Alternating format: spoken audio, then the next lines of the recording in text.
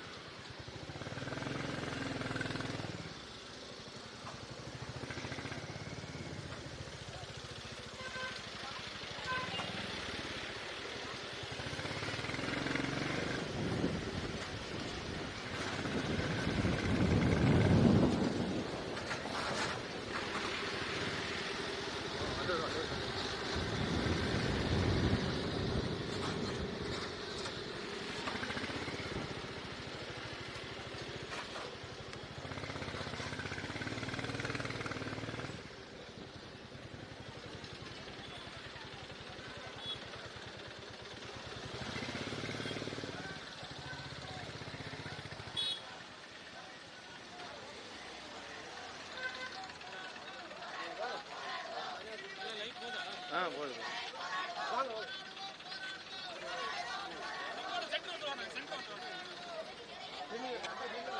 Live நீங்க அங்கிட்டு பார்த்து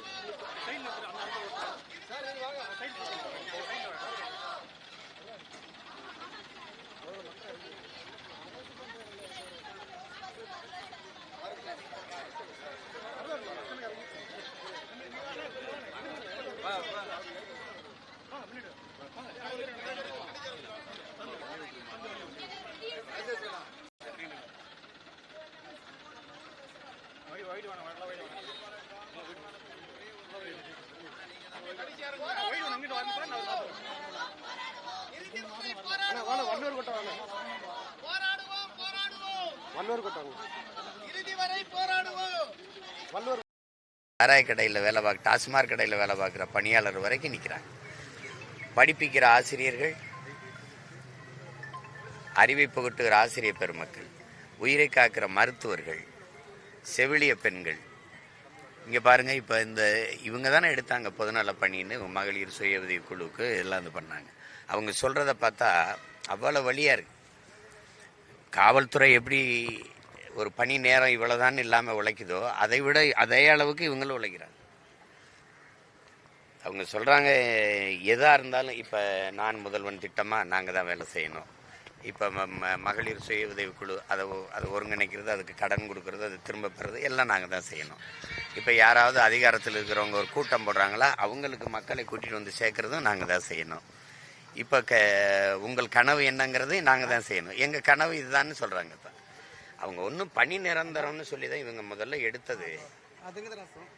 எடுத்துட்டு ஓராண்டு 2 ஆண்டு கழிச்சதுக்கப்புறம் பணி நிரந்தரம்னு சொல்லி வேலைக்கு எடுத்துட்டு அப்புறம் ஒப்பந்த கூலின்னு ஆகிட்டாங்க, ஒப்பந்த பணியாளர்னு ஆகிட்டாங்க. இப்போ அந்த ஒப்பந்த பணியாளர்களுங்கிறது பிரச்சனை இல்லை, ஒவ்வொரு ஆண்டுக்கும். இப்போ நீங்கள் திருப்பி கேட்டால் உங்களை எடுத்துட்டு இப்போ வேறு பணியாளரை கொண்டு வர்றதுங்கிறது, அதுக்கு தான் இந்த ஒப்பந்தத்திலே வச்சுக்கிறது. பணி நிரந்தரமாகிட்டால் அவங்க அரசு பணின்னா பணி ஓய்வு வரும்போது ஓய்வூதியம் கொடுக்கணும். அதுக்காகவே இந்த ஒப்பந்த பணியாளர்களாகவே வச்சுக்கிறது ஒரு முறையாகிட்டாங்க. இப்போ என்னென்னா இவங்க ஊதிய உயர்வு தான் கேட்குறாங்க. இப்போ நீங்கள் மகளிருக்கு 1000 ரூபா கொடுக்குறேன் அப்படிங்கிறீங்க, அதே மகளிர் தானே இவங்களும். புரியுது அவங்களுக்கு. இப்போ இந்த கோரிக்கை அவங்க வைக்கிற கோரிக்கையை போராட்டம் தொடங்கினோடனே ஒரு அதிகாரியை அழைச்சி அதை அனுப்பி அதை பேசி அதை முற்று கொண்டு வரணும்ல. தொடர்ச்சியாக அவங்க வர்றதும், அவங்க கைது பண்ணி போடுறதும், ஒரு மந்தைகளை நடத்துறதும் எல்லாம் 10 நாள் எல்லாம் வேலை விட்டுட்டு கர்ப்பிணி பெண்கள், பிள்ளைகளை விட்டுட்டு இந்த பெண்கள் வெயிலில் ஒரு அவசர தேவைக்கு கூட வெளியில் போக முடியாது, ஒரு கழிவறை வசதி இல்லை, ஒன்றும் இல்லை. இது எப்படி எடுத்துக்கிறது? இந்த மாதிரி இல்லை, எல்லாரையும் வீதியில் நின்று போராட வச்சுட்டு நல்ல ஆட்சி கொடுக்குறேன்னு பேசிகிட்டு இருக்கிறத எப்படி பார்க்குறது? இது சர்வாதிகாரமாக கூட நான் பார்க்கல, இது ஒரு பெரிய கொடுங்கொன்மையாக இருக்குது. இப்போ போராடுறாங்க, அவங்களில் ஒருத்தன் நான். இது என்ன உங்கள் பிரச்சனைன்னு கேட்க நீ நெருங்க விடாமல் இப்படி நிறுத்தி பேசிட்டு போங்கன்னா என்ன அர்த்தம்? இது எந்த மாதிரி புரியல. யாருடைய கோரிக்கையை ஏற்று நிறைவேற்றி இருக்குது? அப்புறம் எதுக்கு உங்கள் கனவுன்னு கேட்குறீங்க? என்ன கனவு இருக்குது? அவங்க கனவை தான் சொல்கிறாங்க, அவங்க பிரச்சனைகளே சொல்கிறாங்க. தேர்தல் அறிக்கையில் தேர்தல் நேரத்தில் தேர்தல் அறிக்கைக்கு போய் மக்களில் குறை கேட்டு வந்து மக்களின் பிரச்சனையை கேட்டு வந்து தேர்தல் வரைவு கொடுப்பேங்கிறீங்க, அறிக்கை கொடுப்போங்கிறீங்க. பிரச்சனையே நீங்கள் தான். இப்போ எங்கள் கனவே இந்த ஆட்சி முறைகளை அப்புறப்படுத்துவதாக தான் இருக்கும். வேற என்னவா இருக்குது கனவு? என்ன கனவு இருக்குதுங்க? அதான் சொல்கிறாங்களே, எங்கள் கனவே எங்களுக்கு இது கனவை தான் போராடி சொல்லிக்கிட்டு இருக்கமே கேளுங்கங்கிறாங்க. தொடர்ச்சியாக இந்த மாதிரி ஆசிரியர்களாக இருக்கட்டும், இவங்க நிறைய பேர் இந்த மாதிரி போராட்டம் நடத்துகிறாங்க, அவங்களுக்கு அனுமதி இல்லைன்றாங்க, கைதும் நடக்குது. இந்த மாதிரி இருக்கிற சமயத்தில் திராவிட மாடலின் 2.0 திருப்பியும் ஆட்சி அமைக்க போகுது, 2.0 வரப்போகுது அப்படின்னு சொல்லிட்டு முதலமைச்சரும் துணை முதலமைச்சரும் சொல்கிறாங்க. எப்படி பார்க்குறீங்க? இந்த கொடுமையை விட இன்னும் கூடுதலான கொடுமையை அடுத்து தொடரப்போகுதுன்னு சொல்கிறாங்க. அதனால் என்ன சொல்கிறாங்கன்னா, மக்கள்லாம் எச்சரிச்சுக்கிறங்க, கவனமாக இருங்க, விழிப்புணர்வோடு இருங்கங்கிறாங்க. வேற ஒன்றும் சொல்ல வரலத. அதை நம்ம அப்படி புரிஞ்சுக்கணும். இதையே தாங்க முடியல, இன்னொரு 5 ஆண்டுக்கு நீட்டிக்கிறேன்னா என்ன பண்ணுறது சொல்லுங்கள். சரி, இப்போது என்டிஏ இந்தியா கூட்டணி இந்த மாதிரி பேச்சுவார்த்தை போயிட்டு இருக்கு, கூட்டணி பேச்சுவார்த்தையும் போயிட்டு இருக்கு. நாம் தமிழர் கட்சியின் இந்த கூட்டணி பேச்சுவார்த்தையில் எனக்கு பங்கு இல்லை, என்னை விட்டுருங்க. அது பிரச்சனை இல்லை, இப்போ அது கிடையாது. இதில் இப்போ இந்த மக்களின் பிரச்சனை தான் நமக்கு 10வது நாள் இன்னைக்கு இல்லையாப்பா, 10 நாள். இப்போ இந்த தங்கச்சிக்கு ஒரு 15,000, இவருக்கு 12,000, இவருக்கு 12,000. இதை வச்சுக்கிட்டு இவர் எப்படி வாழ்வார்னு சொல்லுங்க. மகளிருக்கு ஊக்கத்தொகையே 12,000 கொடுக்குறீங்க ஒரு ஆண்டுக்கு, இவர் என்ன பண்ணுவார், எப்படி வாழ்வார்னு சொல்லுங்க. இவர் வாடகை கட்டணும், இவர் எப்படி ஒரு துணிமணி எடுத்துக்கிட்டு எப்படி வேலை செய்யறது, இது எந்த மாதிரி கணக்கில் எடுத்துக்கிறது? அதுக்கு தான் நாங்கள் எங்களை போல பிள்ளைகள் போராடிட்டு இருக்கோம். ஆதரவு தெரிவிக்க வந்த உங்களையே கைது பண்ணி கூட்டு போறாங்க. உள்ளே போகக்கூடாது, சந்திக்கவே கூடாதுங்கிறேன். அது எந்த மாதிரி அனுமதி இல்லை, அது அனுமதி இல்லைன்னா இதெல்லாம் சொல்றதுக்கு இவங்களுக்கு என்ன? நீங்கள் ஒன்று கவனிக்கணும், ஒரு நாட்டில் நடக்கிற அநியாயம் அக்கிரமத்தை எடுத்து கூறுவதை, எடுத்து பேசுவதை குற்றமாக கருதுமானால் அந்த நாட்டை குற்றவாளிகள் ஆளுகிறார்கள் என்று பொருள் என்று எட்வர்ட் ஸ்னோடன் சொல்கிறான், ஒரு அறிஞர். இது எந்த மாதிரியான ஆட்சி முறை? ஒரு பிரச்சனையை சொல்லி போராடுறதுக்கே அனுமதி இல்லைன்னா அது எவ்வளவு கொடுமையான ஒரு ஆட்சி முறை. அது சர்வாதிகாரம்னு கூட சொல்லக்கூடாது. ஏன்னா சர்வாதிகாரம்ங்கிறது நேர்மையான ஆட்சியாளன் சர்வாதிகாரமாக தான் ஆட்சி நடத்துவான். ஒரு நேர்மையாளன் சர்வாதிகாரியாக தான் இருக்க முடியும். இதெல்லாம் சர்வாதிகாரத்தில் வராது, இதெல்லாம் கொடுங்கோன்மை. ஒரு பிரச்சனை இருக்குது, நீ போராடவே அனுமதிக்கணும். இவன் பிரச்சனை எனக்கு எப்படி தெரியும், இவங்க பிரச்சனை எப்படி தெரியும், இவர் பிரச்சனை எப்படி, இவர் பிரச்சனை எனக்கு எப்படி வெளியில் தெரியும்? எதுவுமே சொல்லாத நீ பேசாம இருன்னு குறவழியை நெரிக்கிறது கொடுங்கோன்மையா இல்லையா? அதுக்கு பேர் என்ன? ஜனநாயகம். அங்க எங்க கருத்து இருக்கு, எங்க சுதந்திரம் இருக்கு சொல்லுங்க. நீங்க நியமிச்ச குழு மகளிர் சுய உதவி குழுன்னு நீங்க தான் ஆரம்பிச்சீங்க, அதை உருவாக்குறதுக்கு சொன்னீங்க. 7.25 லட்சம் குழு இருக்குன்றாங்க, கிட்டத்தட்ட 2.5 கோடி பேர் இருக்காங்கன்னு சொல்றாங்க. அதாவது எப்படி இருக்கு பாருங்க. அவங்கள உருவாச்சு எல்லா வேலை திட்டத்துக்கும் எங்களை தான் பயன்படுத்துகிறாங்க. இப்போ காலை உணவு திட்டமாக நாங்கள் தான் பண்ணி செய்யணும், இந்த இப்போ நான் முதல்வன் திட்டமாக நாங்கள் தான் வேலை செய்யணும், உங்கள் கனவு என்னன்னு கேட்டு சொல்லணுமா அதுவும் நாங்கள் தான் சொல்லணும். எங்களுக்கு ஒரு பணி நேரம்ங்கிற ஒன்றே கிடையாதுங்கிறாங்க. அதாவது கொத்தடிமைகள் போல வச்சு உழைப்பை சுரண்டுகிறத எப்படி மக்களாட்சின்னு எப்படி எடுத்துக்கிடுவீங்க? சமீப கால போராட்டங்கள் ரொம்ப அதிகமாக இருக்குது. இவ்வளவு போராட்டங்கள் இருக்குது. இந்த போராட்டங்களை திணிக்கிறது யாரு? போராட்டங்களை இந்த மக்களுக்கு இவங்க 2 பேருக்கும் கையளிச்சது யாரு? அரசு தானே. அது தேர்தல் நேரத்தில் நடக்கிறது காரணம், இந்த நேரத்தில் சொன்னாவாது அது கவனத்தில் எடுப்பாங்கன்னு அது அழுத்தம் கொடுத்து பார்க்குறாங்க. அது கண்டுக்கிறது இல்லை. இந்த ஆட்சி இருக்கும்போது எதிர்கட்சியாக இருக்கும்போது அந்த கட்சி அதிமுக ஆட்சி இருந்தால் நாங்கள் சரி செய்வோம்னு சொல்கிறது. இப்போ இதே போராட்டங்களை இதே ஐயா ஸ்டாலின் அவர்கள் எதிர்கட்சி தலைவராக இருக்கும்போது ஆசிரியர்கள் பணி நிரந்தரத்திற்கோ அல்லது பணி நியமனத்திற்கோ சம வேலை சம ஊதியத்திற்கோ அவங்க ஆதரவு கொடுத்தாங்களா இல்லையா? கொடுத்துருக்காங்கல்ல.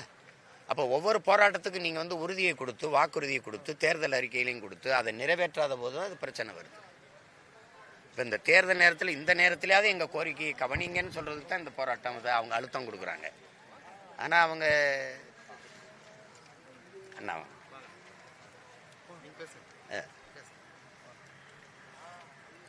அதனால அவங்களுடைய கோரிக்கை எப்பவுமே ஒரு நாட்டில் போராடுகிற மக்களை உடனடியாக அவங்க பிரச்சனை என்ன, உங்கள் கோரிக்கை என்னன்னு கேட்டு அதை ஒரு நிறைவேற்றுறோம், கொஞ்சம் காலம் கொடுங்க அப்படியா எதையாவது பேசியிருக்கணும். ஒரு ஆறுதலாக ஒன்றுமே சொல்லாமல் 10 நாள் பெண்கள்லாம் குழந்தைகளை வீட்டில் விட்டுட்டு கணவன் பிள்ளைகளை எல்லாத்தையும் விட்டுட்டு சாப்பிடாமல் வைக்காமல் ஒரு அடிப்படை கழிவறை வசதி கூட இல்லாமல் ஒரு மேற்கூரை போடக்கூடாதுன்ட்டீங்க, ஒளி வாங்கி வைக்கக்கூடாதுன்ட்டீங்க.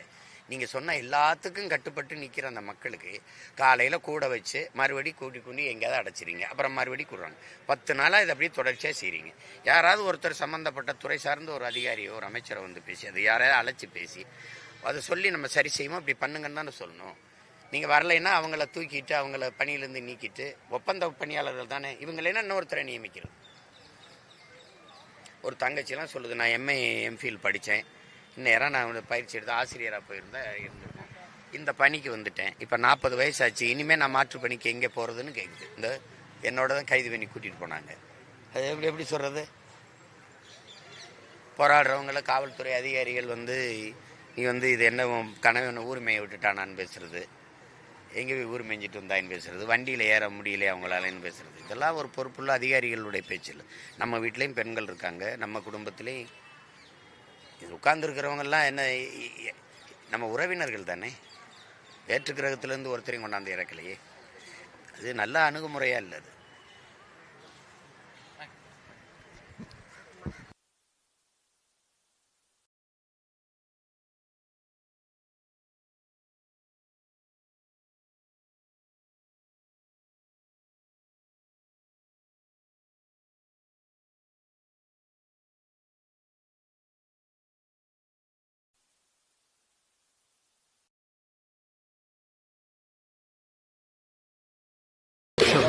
கேமரா என்கிட்ட கொடுத்துருக்கு.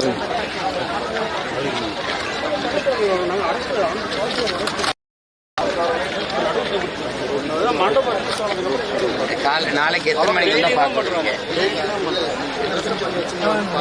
காலையில் நாளைக்கு ப்ராசஸ் ஆஃப் அரெஸ்ட் சார் 1.5 மணி நேரமாக அரெஸ்ட் போயிட்டு அவங்கள்ட்ட பொறுமையாக சொல்லி அவங்க வந்தவொடனே நாங்கள் பிக்கப் பண்ணல. 2 பேர் வந்தாங்க, ஃபுல்லாக வந்தாங்க, கோஷம் போடுறாங்க, டைம் கொடுக்குறோம், பிக்கப் பண்ணுறோம், அவங்களே வராங்க. இப்போ ப்ராசஸ் நடுவில் அரெஸ்ட்டில் நாளைக்கு காலையில் எத்தனை மணிக்கு அவங்கள தான் சார்.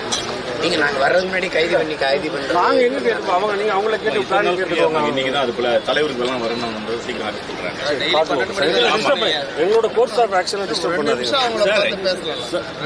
இல்லைங்க, அரெஸ்ட் பண்ண நடுவில் வராதீங்க. முடிஞ்சதுக்கு அப்புறம் நாளைக்கு ஃப்ரெஷ் ஆவாங்க. இப்போ பண்ண முடியும்.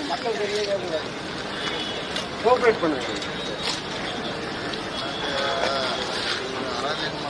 வெல்லட்டும் வெல்லட்டும் ஆர்ப்பாட்டம் வெல்லட்டும் ஆர்ப்பாட்டம் வெல்லட்டும். அடங்க மாட்டோம் அடங்க மாட்டோம் அடங்க மாட்டோம் அடங்க மாட்டோம். யாருக்கு நாங்கள் அடங்க மாட்டோம் யாருக்கு நாங்கள் அடங்க மாட்டோம்.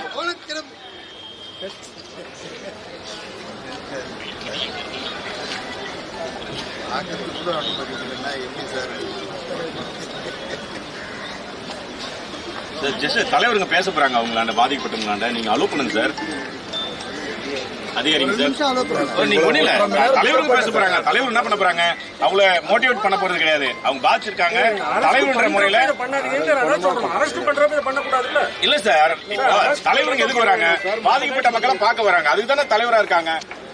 அரெஸ்ட் பண்றப்ப பண்ண வேணாங்கிற அவங்கள இது சொல்லல. நீங்க கன்ட்ரோல் பண்ணலாம், என்ன வேணாலும் பண்ணலாம். இல்ல சார், நீங்க அரெஸ்ட் பண்ணி வச்ச இடத்துல எங்க தலைவருங்க யாரும் வரப்போறது இல்ல. ஜஸ்ட் இப்ப இருக்கும்போது நீங்க அலோவ் பண்ணீங்களா? அரெஸ்ட்ங்க, அது பார்ட் ஆஃப் அரெஸ்ட். 1.5 மணி நேரம் பண்ணிட்டு இருக்கோம் எல்லாம்.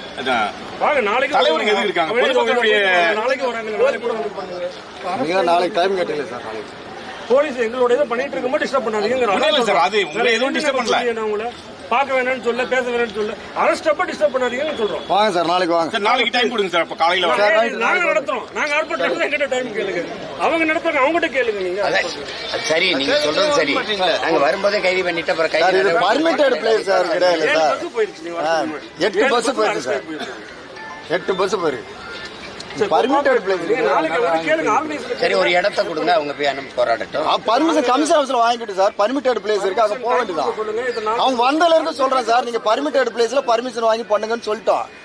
அவங்க அங்கெல்லாம் போக மாட்டாங்க. இது பர்மிட்டட் பிளேஸ் சார். ரிட்டு கோர்ட்ல ஹைகோர்ட்ல வர பெண்டிங் இருக்கு இந்த ரோட்ல போட்டதுக்கெல்லாம்.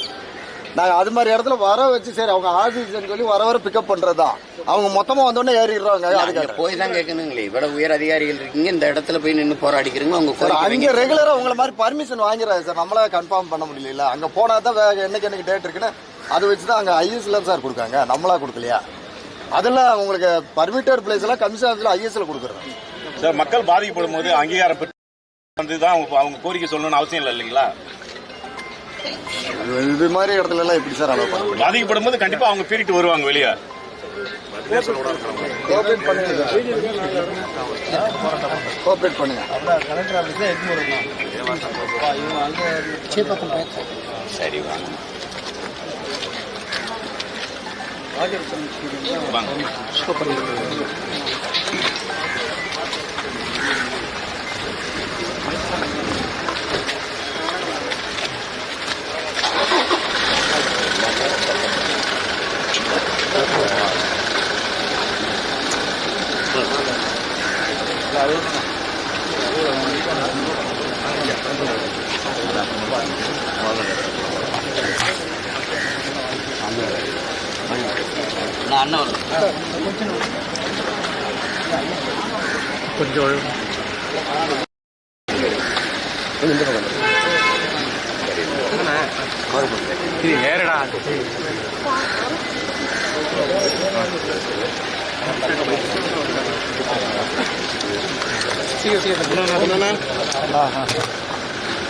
தமிழ்நாட்டு அரசியலில் இந்த மாநாடு போட்டு எவ்வளோ பெரிய மாற்றத்தை உருவாக்கணும்? வரிசையாக அவங்க 236 கோடி வேட்பாளர்களும் அளிக்கிறீங்க.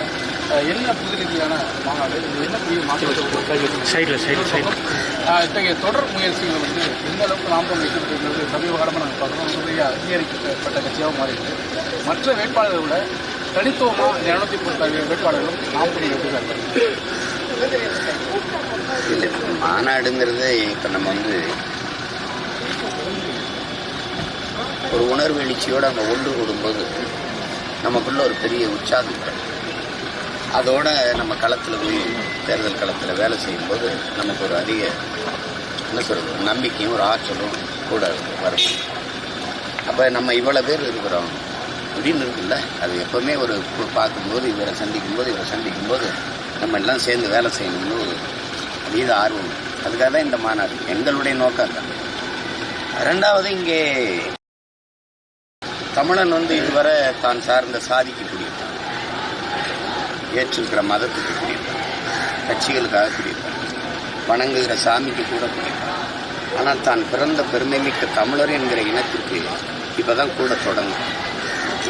இந்தியராக கூடலாம், திராவிடராக கூடலாம். இப்போதான் நாங்கள் தமிழர்கள் எல்லாத்தையும் கடந்து கூடுறதுங்கிறது இப்போ ஒரு பெரிய முயற்சி. அதில் வந்து இவங்களுக்கு தான் கூடும்னு இல்லை, இன உணர்வு மான உணர்வு கொண்ட தமிழ் மக்கள் நாங்களும் இன்னும் பெரிய கூட்டம் இருக்கிறோம் அப்படிங்கிறத காட்டணும். இல்லை, அதுக்கு தான் ஒரு ரூபா காசு கொடுக்காம சாராயம் சாப்பாடு எதுவும் இல்லாமல் என் பிள்ளைகள் வந்து கூடுவாங்க, நீங்கள் பார்க்க தான் போறீங்க. அப்போ எல்லா தமிழனுக்கும் உணர்வு செத்து ஒன்றும் போயிருந்த இன்னும் இருக்கிற உலகத்தில் இந்த தமிழ் இனம் அழிஞ்சு போயிடுச்சு அவ்வளவுதானே எவனும் நினைக்க வேண்டியதில்லை. இருக்கோம் இன்னும். அதாவது ஐயா இறைவன் சொல்கிறார்கள், அடிபட்ட புலியும் அடிமைப்பட்ட இனமும் எழுச்சி கொள்ளும்போது எவனும் எதிர் நிற்க முடியாதுங்கிறது. நாங்கள் அடிமைப்பட்ட இனம் மட்டும் இல்லை, அடிபட்ட புலியும் கூட. அப்போ எப்படி எழுச்சியாக திரளுவோங்கிறது உங்களுக்கு தெரியும். அது எங்களுக்கு பொருளாதார வலிமை இல்லாதனால முன்கூட்டியே இதை தகவல் கொண்டு போய் சேர்த்து உங்களை மாதிரி இப்போ ஊடகத்தில் சொல்லி இங்கே நடக்குது, இதெல்லாம் கொண்டு போக முடியல. இப்போ முன்கூட்டியே அறிவிச்சிருந்தா உலகெங்கும் இருக்கிற இன சொந்தங்கள் வந்து அனுமதி, உள்நுழைவு அனுமதி பெற்று வர முடியும். இப்போ திடீர்னு அறிவிச்சிட்டேன், உங்களுக்கு தெரியும். 7ஆம் தேதி அறிவித்தோம், அதுக்குள்ளே காலம்பத்தில் 2வது தேர்தல் தேதி வரும். தேர்தல் கிட்டத்தில் வைக்கிறது இன்னும் கொஞ்சம் உற்சாகமாக இருக்குங்கிறதுக்காக பண்ணோம். இப்போ அதுக்கு தான் நம்ம 21ஆம் தேதி தள்ளி வச்சுருக்கோம். அதனால இல்லை, உலகெங்கு இருக்கிற தமிழர்கள் இங்கே வர முடியலனாலும் என் இன சொந்தங்கள் எங்கே இருந்தாலும் எங்களை வாழ்த்துவாங்க. இதில் இது வேட்பாளர்கள் தேர்வில் வந்து நாங்கள் உங்களுக்கு தெரியும், ஆணுக்கு பெண் சமம் இல்லை எங்களில். ஆணும் பெண்ணும் சம உரிமைங்கிறது இல்லை, அது கடமைங்கிறதுனால அது சம வாய்ப்பு கொடுக்கல, அவங்க எடுத்துக்கிறாங்க. 2வது, நிராகரிக்கப்பட்ட தமிழ் சமூகங்கள் இருக்கு இங்கே. உங்களுக்கு வேற இனத்தவர்களுக்கு கூட இங்கே அரசியல் அதிகாரமும் அங்கீகாரமும். எங்களுக்கு வந்து ஒரு வேளார் கைவினை பொருள்களை செய்கிற எங்கள் குயவர்கள், இங்கே வேளாருக்கோ, மருத்துவர் குலத்தில் அதாவது இந்த முடிதிருத்துகிற பணியை செய்கிற மக்களுக்கோ, சலவை தொழிலை செய்கிற எங்கள் வண்ணார் எங்கள் குடிகளுக்கோ, இப்போ பண்டாரம் ஒரு தச்சர், இந்த மாதிரி உங்களுக்கு இல்லை, இதுவரை இல்லை. விடுதலை பெற்ற இந்தியாவில் இந்திய கட்சியோ அல்லது திராவிட முற்போக்கு பெரிய சமூக நீதியெல்லாம் பேசின கட்சிகள் கூட எங்களை செய்யலை. ஆனால் எங்கள் வாக்குகளை வாங்கிக்கிட்டு எங்களை எங்களுக்கு அரசியல் அதிகாரமற்ற அடிமைகளாக தான் நடக்குது. உங்களுக்கு தெரியும், இந்த நாட்டில் முடிதிருத்தங்களில் தான் அரசியலே பேசினாங்க. யாராவது ஒருத்தர் மாமன்ற உறுப்பினர், சட்டமன்ற உறுப்பினர், நாடாளுமன்ற உறுப்பினர் ஆயிருக்காரா? சொல்லுங்க, இந்த நாட்டில் விஸ்வநாதாசை விட தியாகி உண்டா? இந்த நாட்டு விடுதலைக்கு இப்போ 29 முறை சிறைக்கு போன வெள்ளக்காரங்க இருக்கு. ஆயிரக்கணக்கான நாடகங்களை போட்டு விழிப்புணர்வு ஏற்படுத்திய ஒரு தியாகி. அவர் வம்சாவளிக்கு எங்களுக்கு என்ன இருந்தது சொல்லுங்க. ஒரு பொது தளத்தில் தேவேந்திரரையோ ஆதி தமிழ் குடிகளையோ பொது தொகுதியில் நிறுத்த முடியல இவங்களால. இதுவரை திமுக நிறுத்தி இருக்குன்னு சொல்லுங்க. ஜெயலலிதா அம்மாவாவது நிறுத்திருக்காங்க. ஒரு ஆதி குடியை ஒருத்தவங்க தாழ்த்தப்பட்ட ஒருவனை புறந்தள்ளி வைக்கப்பட்ட சமூகத்தில் ஒருவரை தனவாள தூக்கி சபாநாயகராக தலித் எழில்மலையை தூக்கி பொது தொகுதியில் நிறுத்தினாங்க, வெல்ல வச்சாங்க. அதே இதை ஆகப்பெரும் ஆற்றலாக இருக்கிற ஒரு அண்ணன், ஒரு தமிழ் சமூகத்தின் ஒரு பெருமை மிக அடையாளமாக இருக்கிற ராசா, அவரை விட அறிஞர் வேணுமா? பெரம்பூர் தொகுதியில் நின்று வென்றார், தனி தொகுதியாக இருக்கும்போது. வெறும் பறையர் வாக்கில் தான் வென்றாரா எங்கள் அண்ணன்? மற்ற சமூகம்லாம் போடலையா? அப்படின்னா பொது தொகுதி ஆன பிறகு நின்னா வென்றுவார்ல. எதுக்கு நீலகிரிக்கு அனுப்புனீங்க? இதான் உங்கள் சமூக நீதி. அப்போ நாங்கள் தமிழராக பார்க்குறவரை நீங்கள் தாழ்த்தப்பட்டவராக பார்க்குறீங்க. அப்படி தானே இருக்குது உங்கள் கோட்பாடு. அப்போ நீங்கள் பார்ப்பன பெண்ணுங்கிற ஆரிய பெண்ணுன்னா ஜெயலலிதா அதே பக்கத்து தொகுதியில் திருச்சியில் தலித் எழில்மலையிலே நிறுத்தி, எப்படி எழில்மலை இல்லை தலித் எழில்மலையை நிறுத்தி பொது தொகுதியில் வென்றாங்க அதே பாராளுமன்றத்தில். அப்போ இது மாறுதலுங்கிறது எங்கேருந்து வரணும்னு இருக்குல்ல. இப்போ அதனால நாங்கள் பொது தொகுதியில் ஆதிக்குடிகளை நிறுத்துவது, தேவேந்திரரை நிறுத்துவதெல்லாம் ஒரு சமூக மாறுதலுக்காக. வெற்றி தோல்வியதை அப்பாற்பட்டது. பெண்களுக்கு இவ்வளவு கொடுத்துட்டா அது வெல்லணுமேங்கிறது. கொடுத்து தான் வெல்ல முடியும். சரி வெல்ற நீங்கள் கொடுங்கல்ல. அதனால தான் நாங்கள் இந்த கல்வி தகுதி, சமூக பிரதிநிதித்துவம், சோசியல் இன்ஜினியரிங்கிறாங்களா, அது எந்தெந்த சமூகம் இதில் நிராகரிக்கப்பட்டிருக்கு, புறக்கணிக்கப்பட்டிருக்கு, அவங்களுக்கெல்லாம் கூடுதல் வாய்ப்பு. இப்போ முத்தரையர், கோனார், உடையார், இந்த முதலியார், பிள்ளை, இந்த மாதிரி நமக்கு இந்த சமூகங்கள்லாம் குறைந்த அளவு தான் அரசியலில் வாய்ப்பு பெறுது. அதுக்கெல்லாம் அதிகப்படியான இடங்களை நாங்கள் கொடுக்குறோம். உங்களுக்கு புரியுதுன்னு எங்களுக்கு இருக்கிற நெருக்கடி பெரும்பான்மைக்கும் குறைஞ்சிடக்கூடாது, புறக்கணிக்கப்பட்ட மக்களையும் விட்டுறக்கூடாது. அதெல்லாம் செஞ்சிருக்கு. ஒரு வேட்பாளரை விதை நெல் போல பொறுக்கி எடுத்திருக்கேன். நீங்கள் 21ஆம் தேதி பார்க்குறீங்க. பொது தொகுதியில் நிறைய இடங்களில் மிகப்பெரிய போட்டியாக சவாலாகவும் விளிம்புநிலை மக்களை நிறுத்திருக்கீங்க, தைரியமாக நிறுத்திருக்கீங்க. இது வாக்கு சதவீதத்தை இந்த இடத்துல குறைக்காதா? ஏன்னா மற்ற கட்சிகளை பார்த்து தான் பயப்படுறாங்க. இது குறைக்காதுன்னு நினைக்கிறேன். இல்லை, இப்போ அதில் நீங்கள் நல்லா கவனிச்சுக்கணும். நான் 21 16 தொகுதி கொடுத்தேன். 16ல் 22 தொகுதி. 16ல் இப்படி நான் கொடுத்துருக்கேன்னா நானும் சொல்லலை, என் பிள்ளைகளும் போய் சொல்லலை, வேட்பாளருக்கு சொல்லலை. ஆனால் 21ல் அவங்களுக்கு அந்த புரிதல் வந்ததுனால நீங்கள் என்னுடைய வாக்கு இதுகளை எடுத்து பார்த்தீங்கன்னா எங்கெங்கே பொது தொகுதியில் ஆதி தமிழ் குடிகளை தேவேந்திரரை நிறுத்தணும் அங்கெல்லாம் எனக்கு வாக்கு அதிகம். இப்போ அதனால நான் பாதிப்படைகிறேன்னா இல்லை வளர்றேன்னா புரியுதா? அதில் பெண்களை ஆதித்தமிழர் தொகுதியில் நிறுத்த பொது தொகுதியில் நிறுத்தியிருக்கேன்ல, அதில் வாக்கு அதிகம். இப்போ அது மக்களுக்குள்ள மாறுதல் வருது இல்லை. இப்போ நம்ம ஒரு போட்டின்னு வருது. இப்போ வச்சுக்கிறேங்க, இப்போ ஆதித்தமிழர்களுக்கும் தொகுதி இருக்குது. இப்போ 4 கட்சி போட்டிட்டா 4மே ஆதித்தமிழரை தான் போடும். ஆனால் அந்த வாக்கில் கட்சி வெல்லாது, அந்த வேட்பாளர் வெல்ல முடியாது. மற்ற சமூகம் எந்த ஆதித்தமிழரோட இணையதோ புரியுதுங்க, அதில் தான் வெல்லும். இப்போ நான் ஒரு தொகுதியில் மரவரை போடுறேன், எல்லாரும் மரவரை போடுறாங்க. அப்போ நான் எந்த மரவரோடு தேவேந்திரர், நாடார், கோனார், ஆதித்தமிழர், பிள்ளை, முதலி இதெல்லாம் இணைதோ அதான் முத்தரையர் எங்கே இணைகிறாரு, உடையார் எங்கே இணைகிறாரு, எங்கெங்கெல்லாம் தமிழ் சமூகம் போய் கூடுதோ அதுதான் வெல்லும். அப்போ புரியுதா உங்களுக்கு? அதனால தான் நாங்கள் இதை பற்றி யோசிக்காம செய்யறோம். இப்போ திருப்பூரூரில் எங்கள் ஐயாவை நிறுத்திருங்க, அம்பேத்கர் ராஜன் எல்லாம் சும்மா இல்லை. அதில் அது எனக்கு இன்னும் ஒரு 15 நாள் 20 நாள் யோசித்து கொண்டு போய் நிறுத்துகிறோம். அது உங்களுக்கு தெரியும் நான் எதுக்காக நிறுத்தியிருக்கேன். இப்போ தமிழ்நாடு முதலமைச்சர் பேசுகிறப்ப ஆட்சி அதிகாரத்தில் பங்குங்கிறது தமிழகத்தில் சாத்தியமே இல்லை அப்படின்னு பேசியிருக்காரு. தொடர்ச்சியாக காங்கிரஸ் கட்சியில் வலியுறுத்திருக்காங்க. இப்போ அவர் பேசுகிறப்ப இது சாத்தியம் இல்லாத ஒரு விஷயம், இது காங்கிரஸ் கட்சிக்கும் தெரியும், திமுகவுக்கும் தெரியும் அப்படின்னு. இது குறித்து உங்களை பார்க்க அவங்களுக்குள்ள தெரியும்னா அப்புறம் நம்ம பேசி என்ன கருத்து சொல்றது? இங்கே அதை ஒத்துக்கல. ஆட்சி அதிகாரத்தில் பங்குங்கிறது கொடுக்குறதும் கொடுக்காதான் அந்தந்த கட்சி எடுக்கிற தலைமை.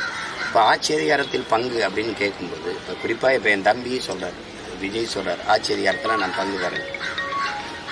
என் தம்பியோடைய ஆட்சியில் பங்கு கொடுக்குற அளவுக்கு இங்கே எந்த கட்சி இருக்குது? இந்த கட்சி நேர்மையாக இருக்குது, இந்த கட்சியை சேர்த்துக்கிட்டு கொடுப்போம்.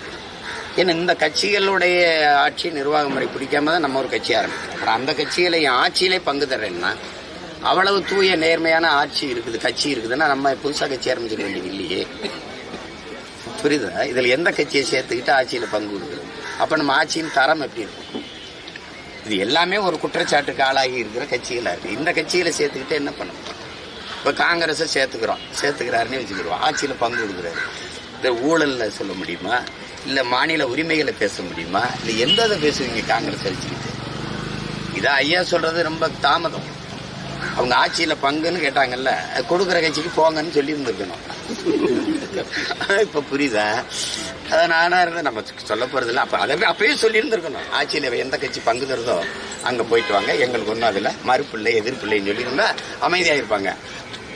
அதை விட்டுட்டு அவர் தம்பியை காட்டிங்கிட்டு ஒரு பேரம் பேசிக்கிறதா, விஜய் கூட நாங்கள் போயிடுவோம், தவாக்காவுக்கு போயிடுவோம், தமிழக வெற்றி கழகத்துக்கு போயிடுவோம் அப்படிங்கும்போது சரி போங்கன்னு சொல்லியிருக்கணும். அது சரி, அது அவங்க பெரியவங்க எடுக்கிற முடிவு, நம்ம அதில் சொல்ல முடியாது, கருத்து ஒரே லாஸ்ட் திருமாவளவன் சமீபத்தில் தமிழ் தேசிய மாநாடு நடத்துவது கடுமையாக உங்கள் மேலே விமர்சனம் உள்ளார். இப்போ தமிழ் தேசியத்துக்கான அவசியம், தமிழ் தேசியத்துக்கான மாநாடு இங்கே தேவைப்படுது அப்படின்னு சொல்லி நடத்துறாரு.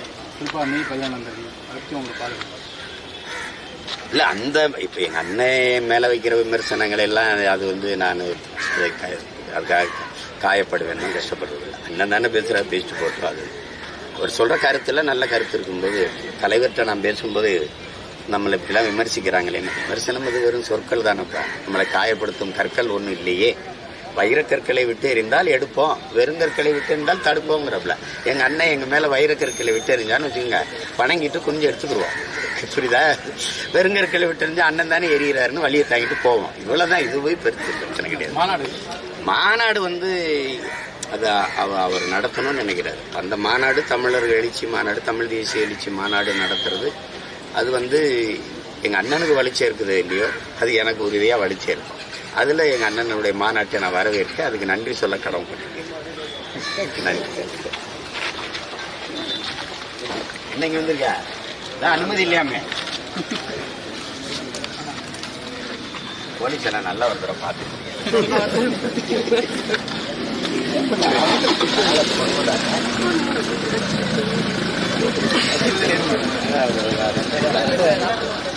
நம்ம